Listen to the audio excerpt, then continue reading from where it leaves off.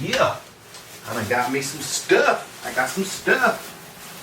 What's up, you guys? It's Chris with Patches for the Culture. And I just got back from Walmart picking up some blank hoodies. You guys want to check it out? Alright, so in the first bag we got a pullover hoodie right here.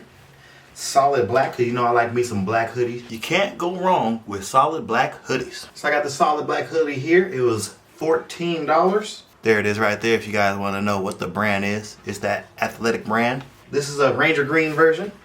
And this is that same athletic brand as you can see right there, athletic. So I got two black ones. I got a Ranger Green one, but this one is a zip-up hoodie. It's an extra large. I usually wear a large. When it comes to Walmart, it is first come, first serve. So all I can get was an extra large because all the larges were gone.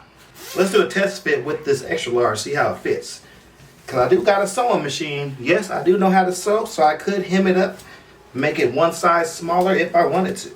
Oh, that's not bad at all. This will be my first zipper hoodie that I embroider onto.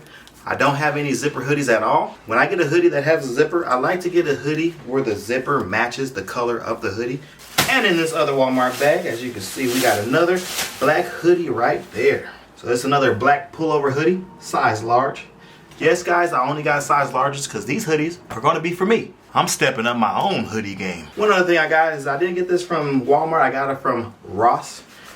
These cool brown cargo pants. Look at this with all the little pockets on the side. I don't know. I saw these pants and I like really dig them. I dig them. So I think I might make me a special like anime themed outfit. I might use like either one of the black hoodies. I might use the Ranger Green hoodie and make me like a Naruto or a Demon Slayer themed like whole outfit.